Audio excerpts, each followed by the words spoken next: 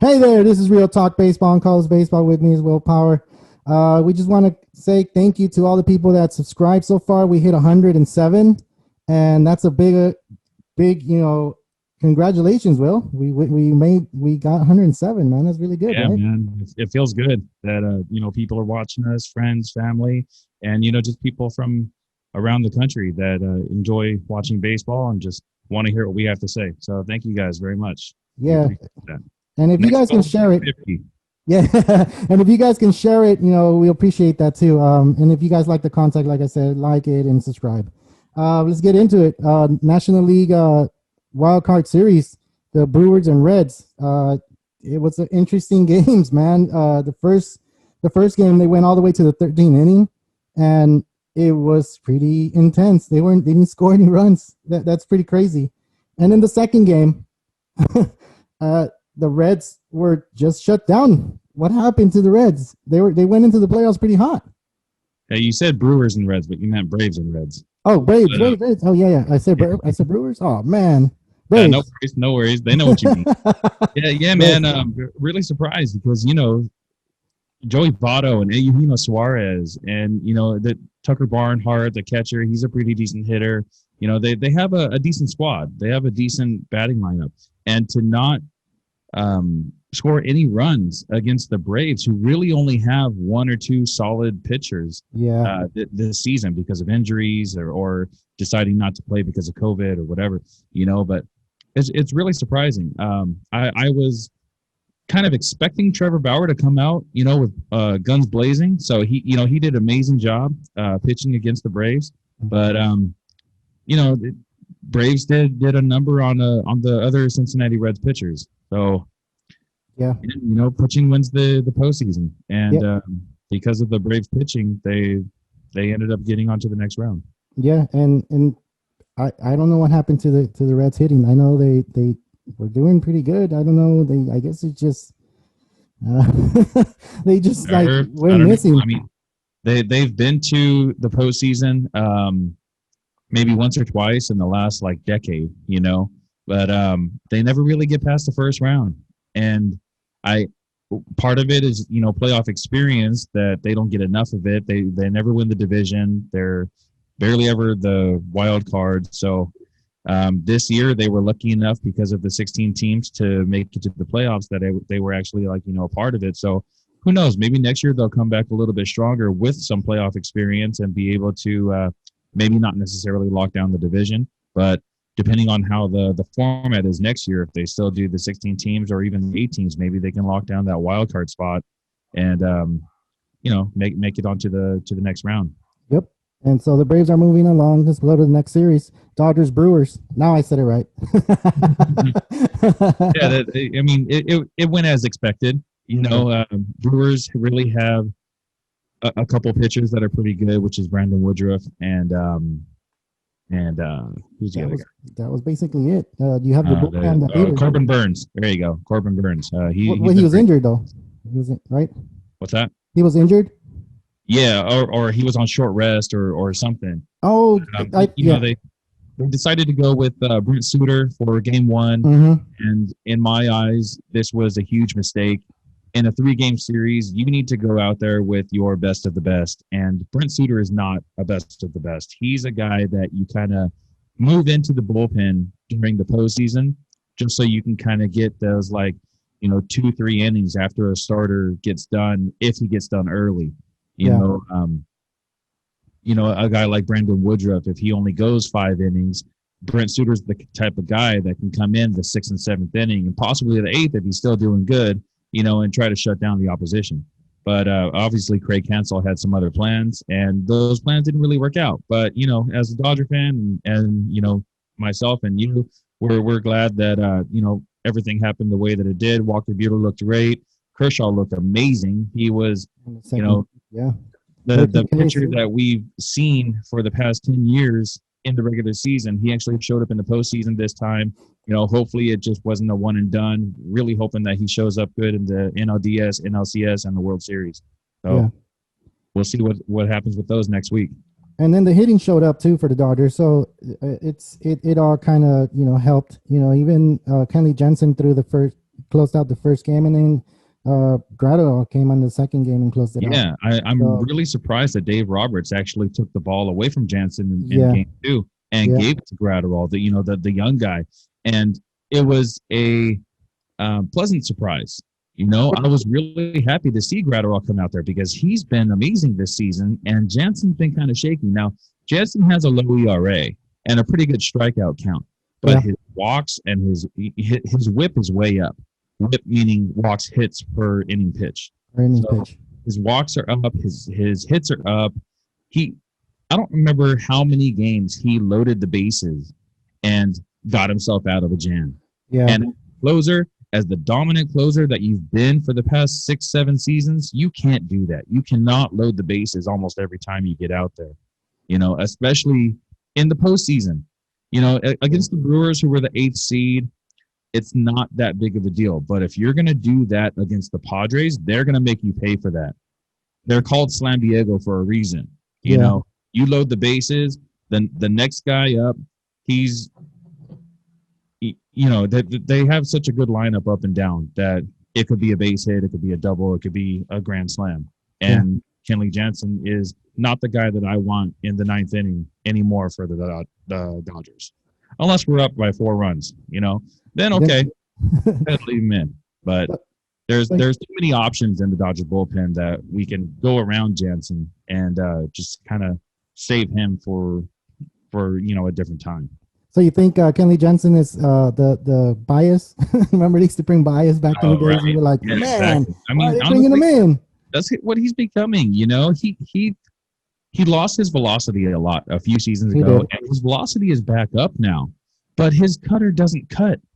And when you try to throw a cutter on the outside corner, the upper outside corner, and it doesn't cut, it's pretty much just a high fastball in the zone. Yeah. And Major League Baseball players will eat that up. And, that's why he's been giving up so many home runs this season and the season before. Yeah. It's just, I don't know what's going on with the guy. I've loved him for years, but I think it's time for a passing of the torch. And maybe it could be Graterol, it could be somebody else, but it's definitely time for someone to step in and take that position. I like the movement that Roberts did, though. He had Kenley Jansen go out there, and he did what he did. He closed out the game. He struck out Yelich. He struck him out for the game to end. And then the second game, Graterol came in and he did what he needed to do. And I think if you're doing it like, you're doing on matching players and what they've done before against these pitchers, then it's a good idea. I think Roberts is actually doing more coaching now, which is, we're expecting that. The game is changing, and we want to see someone close out the game with 3 strikeouts as opposed to getting hits, having the bases loaded, like you mentioned, and then going through the game like, man, what's going to happen in the next pitch? Are they going to hit it out? Are they going to catch up? So, I mean, that's a good thing for the Dodgers. And, hopefully they can go ahead and match the pitchers, I guess, with what the technology is giving us now with the batting average and all this other stuff and whips and, all these other mathematical things that they're using to go ahead and match hitters with pitchers. So let's move on to the next series, the Cubs and Marlins. That one was kind of a surprise. I picked the Marlins because of what I've said before, that they've never lost a series in the playoffs, and they proved it again. They haven't lost. Yeah, they swept the Cubs. Yeah, and with the hitting lineup that the Cubs have, that's not an easy thing to do, especially with the Marlins, who don't have the best pitching staff in the world. Now they did trade for Sixto Sanchez from the Phillies, the Real Muto trade a couple years ago, but no one really knew how he was going to pan out. But I guarantee Derek Jeter is loving watching these games right now whenever Sixto Sanchez pitches, because he can throw 100 miles an hour. He has huge break. He said that his idol is Pedro Martinez. And Pedro Martinez even said, "This guy reminds me so much of myself, but with better stuff." And for Pedro Martinez to say that is amazing. Yeah. Pedro Martinez, I think he was a Cy Young winner, right? Yeah, he was. As a reliever, also he was a Cy Young. Was he?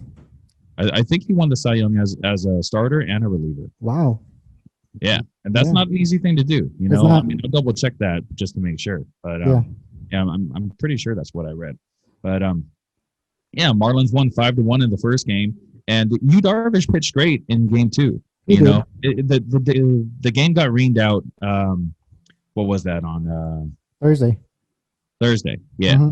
And they postponed the game for the next day, which is fine because the next series doesn't start until the following Tuesday anyway, so everyone's going to be fresh. Yeah. But the Marlins came out with a few good hits. They ended up winning the game 2-0 and made it to the next round. So on that one, man, you called it. I said the Cubs, and you said the Marlins. Oh man, I mean, it's not a pick where I was like kind of confident on. I just went on of a hinge. They surprised us during the season, and then they surprised us again now and with the Cubs. And it's just it's just crazy to me that they even won this series because the Cubs are the Cubs. You look at their lineup; they're stacked. They're really stacked. So you have these Marlins that you barely know. Some of those names, like the past years, you really don't know any top players from there, except Stanton, Osuna, Yelich. You have Vigor. You have all these guys in that same team. You had them together, and now they're all spread out, and they're doing their thing with these teams. But now this team here, I really can't mention so many players off of that team. You have a good mixture of veterans and a good mixture of like rookies. And they're ready to play. They look like they're having fun. I saw some of the videos on Instagram of how they're celebrating, smoking cigars and everything. And you see the Cubs dugout. They're all like surprised they got swept by the Marlins. It's pretty amazing to me that the Marlins did that. With that said, let's move to the next series so we won't get into the who they're going to face yet. The Cards and Padres. What do you think of that series? I enjoyed it, actually. I actually enjoyed it. I agree. I also enjoyed it. Man, Tatis made some great plays. Padres hitting just kind of took over again.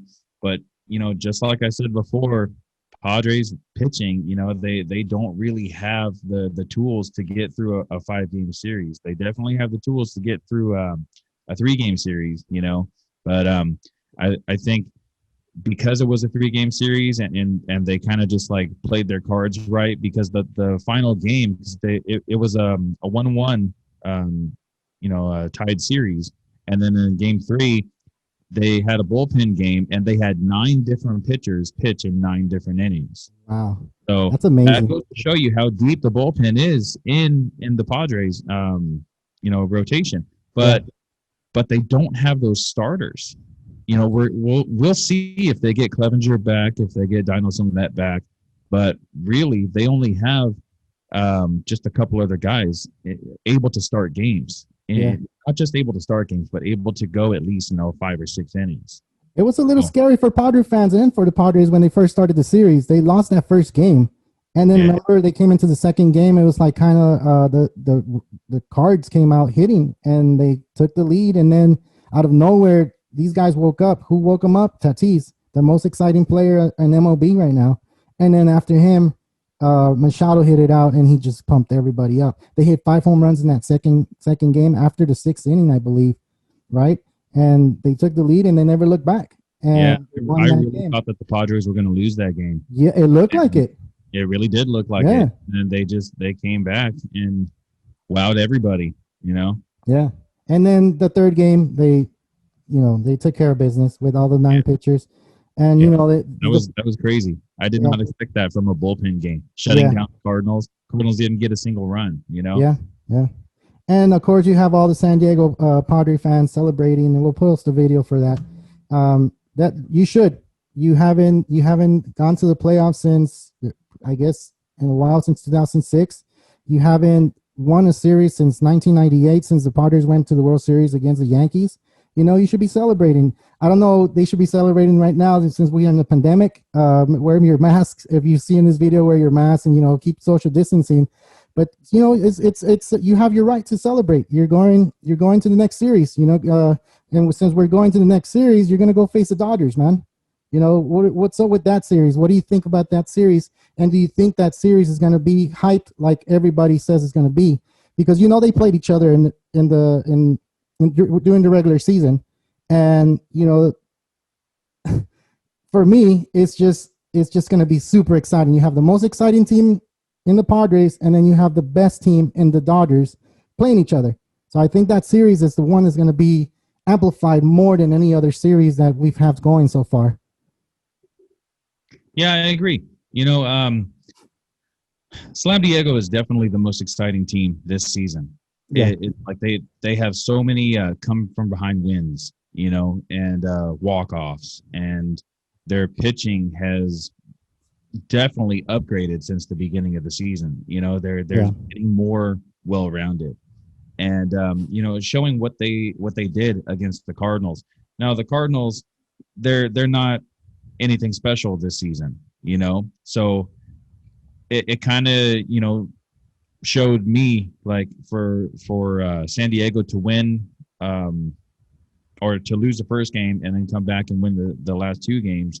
The first game, them losing that, I'm positive that it kind of dampened their spirits a little bit, knowing that they're the second best team in the National League, but they just dropped game one, especially with Chris Paddock pitching, who was supposed to be their ace before Clevenger got there. Yeah. It really looks like before Clevenger got traded, that Dinelson Lamet was actually going to be their ace, because he's the one that's been holding this team down this whole season, pitching wise.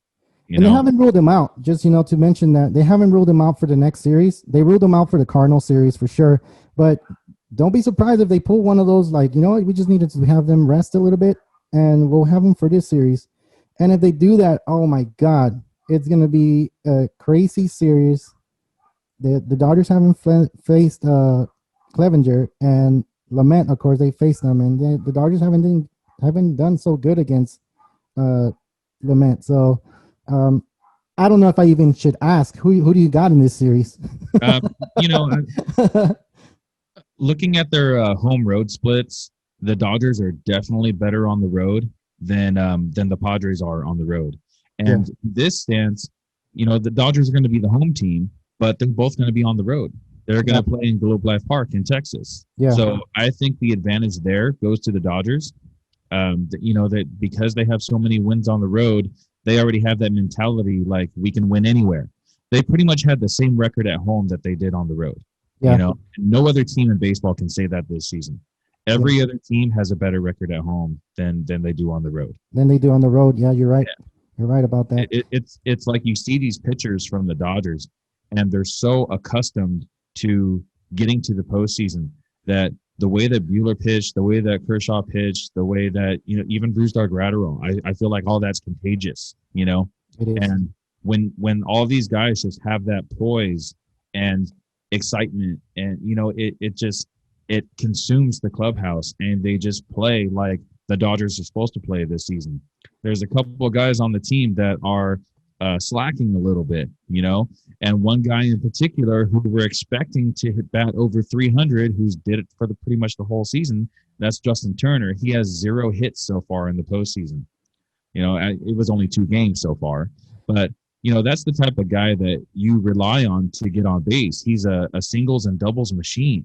He's not a big time home run hitter, which is why he hits, earlier in the lineup. But I think his presence does a lot more, though. I feel like his presence, his presence in the lineup just takes over. Just like when Machado wasn't hitting for the Padres, just his presence alone was helping out. He was taking pitches. He was probably averaging like 5 or 6 pitches in a bat. So that helps. That helps the lineup a lot. Yeah, that's true. You're not supposed to just get hits, doubles, and walks. And you're like, yeah, if that happens, good. But if you're wasting pitches from a pitcher that's throwing, something that you can't hit, and he's taking 5 to 6 pitches every time he goes in the bat, you're just wasting pitches for that pitcher, and you're trying to get into that bullpen at that point. Yeah. So I agree. Yeah, he does need to turn it on. Another one that needs to turn it on is Bellinger for sure. For the Dodgers, and if all clicks well, the Dodgers shouldn't have a problem against the Padres, because the Padres are no slouches either. The Padres have a great lineup. They have a great lineup. It's just that pitching that we're waiting for, the roster to come out for that. And once we do get that roster, we'll go ahead and post it on Instagram, Facebook, TikTok, and, Twitter. So we can, have fans actually comment on it. But yeah, I got the Dodgers on this one. You said road record, yeah, because they're not playing at Dodger Stadium or at Petco. They're going to Global Life, and they're both road. Even though the Dodgers did win the home field advantage, it's not really home field advantage because you're not playing in your actual home. So yeah, they're playing in the road, and they have the home field advantage in that scenario. Do you want to move on to the next one with the Marlins and Braves? That one's going to be an interesting one too. You know how we talked about the Cubs and the Marlins, actually the Marlins beating the Cubs. Now, can you think the Marlins have enough to beat the Braves? I do. I think that I honestly think that the Braves are going to take it. I think that they're going to win, but I think it's going to be a very evenly matched postseason. And the Braves they have a pretty good lineup. They 1, do. 2, 3, 4, 5. But towards the back of the lineup, that's when it starts to get a little bit shaky, and I think that's when the Marlins really need to take advantage of this situation. And with the Marlins, you never know what these guys are going to do.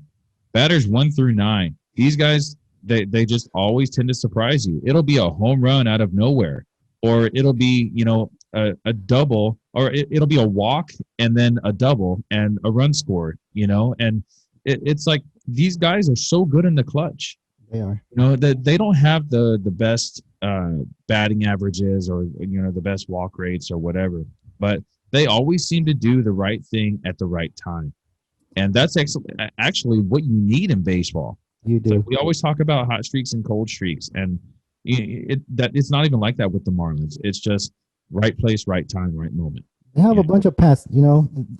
Pests mean to me, when someone's not hitting anything. And the game's in the line, and someone comes up. The Giants do that a lot. The Giants have that type of players. Yeah. They're not doing anything in the whole game, and then out of nowhere, he hits a home run or gets a little bloop single and an RBI. And the Marlins have a bunch of those players, man. And the Giants won it like that. Yeah. It was 3-5. Like, they weren't the greatest teams. They just got little bunts here and there, and then they got little bloop singles, and then they got big home runs, from players. So I feel like the Marlins, I'm picking the Marlins again because I think they have enough to win it. They have that spirit. They have that momentum going for them. They just beat the Cubs. They beat Yu Darvish. Yu Darvish is a top Cy Young Award winner. I think maybe he could win it. We don't know. He's good, but they beat him. And the Marlins pitching held the Cubs to no runs. So they're going to have a tough challenge for sure. The Braves are the team that scored the most runs, right? Yeah. So, it's going to be a tough one. It's going to be 2 good series. Well, I got a little theory about the Braves scoring the most runs, and that's because in the NL East, you don't really have the best teams over there. And, that's pretty much who they were playing the whole time. And, NL East and AL East, but mostly they were playing other teams in the NL East. And you have the Mets, who really only have DeGrom. They don't really have any other good starting pitchers other than him. Syndergaard, but he's been out all season. He has. And, the Phillies, we already know about them. Aaron Nola showed signs of greatness this season, but he's not that, great pitcher that we all thought he was going to be years ago. Yeah. And other than that, the Phillies really have no pitching. Vince Velasquez, Jake Arrieta, who was injured towards the end of the season. And then you also look at the Marlins, who don't really have the best pitching either. It's just Sixto Sanchez. And I don't even think he pitched the whole season. I think he got brought up later on. Like a month later or something. Yeah. So, that could be something that has to do with the most runs scored with the Braves, which is why I don't really see them as going to the World Series. Okay. It's probably going.